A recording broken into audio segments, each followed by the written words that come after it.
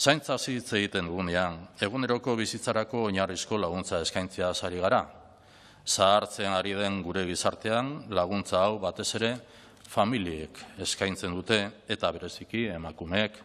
Beraz, berdintasunean aurrera egiteko ezinbestekoa da gure zaintza eredua eraldatzen jarraitzea. Beti ere, lidergotik eta ardura publikotik eta beste sektore eta eragile sozial batzuekin lankidetzan. Noski, Etxebarrieta Andrea.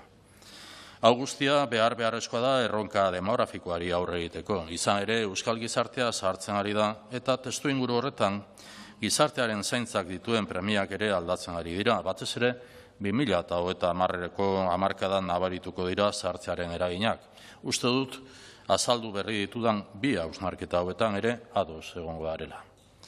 Testuinguru honetan azaldutako arrazoiengatik Eusko Jaurlaritzaren ustez zaintza herri erronka bat da. Guztiok interpelatzen gaitu eta ezin dugu beste alde batera begiratu.